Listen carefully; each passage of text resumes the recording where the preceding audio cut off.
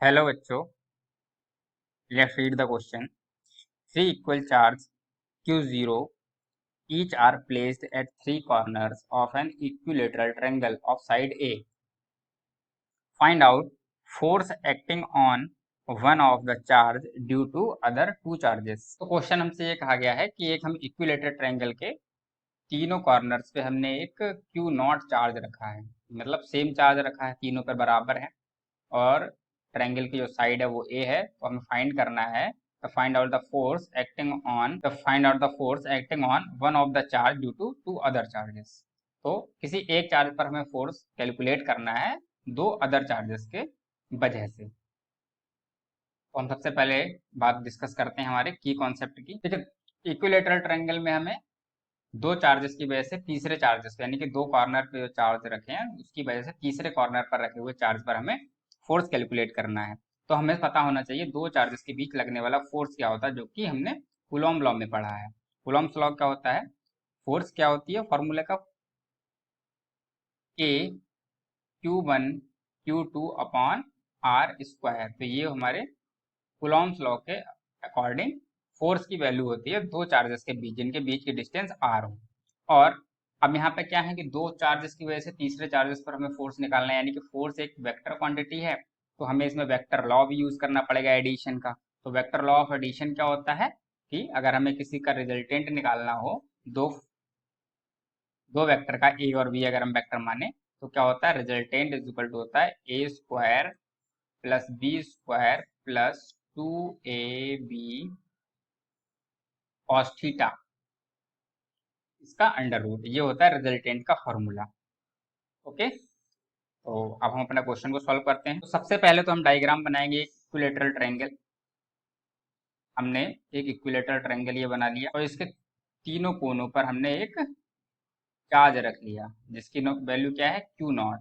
तो हमने यहाँ पर भी चार्ज रखा Q0, यहाँ पर भी Q0 और यहाँ पर भी Q0। अब क्या होगा कि इस चार्ज पर अगर हम फोर्स निकालना चाहते हैं तो क्या होगा कि इस चार्ज पर एक फोर्स लगेगा इस डायरेक्शन में, किसकी वजह से, इस वाले चार्ज की वजह से। ये डिस्टेंस तो a है। और सेम ऐसे ही इस Q वाले यानी कि इस वाले चार्ज की वजह से इस पर फोर्स लगेगा दूसरा, किस डायरेक्शन में, इस डायरेक्शन में। क्यों, क्योंकि सेम चार्ज है तो दोनों एक दूसरे को रिपेल करेंगे। तो हम बना लेते हैं, तो ये दोनों फोर्स होंगे दोनों के, जो कि दोनों सेम होंगे। क्यों, क्योंकि दोनों सभी चार्जेस की वैल्यू सेम है, तो इसलिए दोनों फोर्स क्या होंगे, सेम होंगे।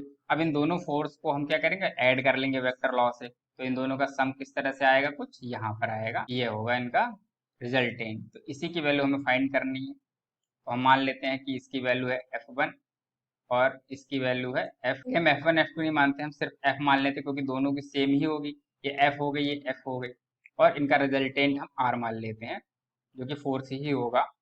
R मान लेते हैं, हमें इस R की वैल्यू ही फाइंड करनी है। एंगल कितना होगा, ये इन दोनों के बीच का एंगल हम निकाल सकते हैं 60 डिग्री। क्यों, क्योंकि इक्विलेटरल ट्रायंगल है तो ये भी 60 होगा, ये एंगल भी 60 होगा और ये एंगल भी 60 होगा, तो इन दोनों के बीच का एंगल भी 60 हो जाएगा। तो हम फोर्स की वैल्यू सबसे पहले निकाल लेते हैं। क्या होगी फोर्स की value, F is equal to हमें मिलेगा, अगर हम किसी भी एक की निकाल लें चाहे किसी की भी, तो Q1 Q2 की वैल्यू Q0 ही है, तो हम लिखेंगे K Q0 upon R square means A square. ये हो गई F की वैल्यू और दूसरे F की वैल्यू भी सेम आएगी। अब दोनों को हमें ऐड करना है सिर्फ सीधे सीधे। तो हम यहाँ पे अलग डायग्राम बना के कर लेते हैं। जैसे कि ये हमारा ऊपर वाला पॉइंट है और ये हमारा एक फोर्स है, ये हमारा दूसरा फोर्स है, इन दोनों के बीच का एंगल है 60।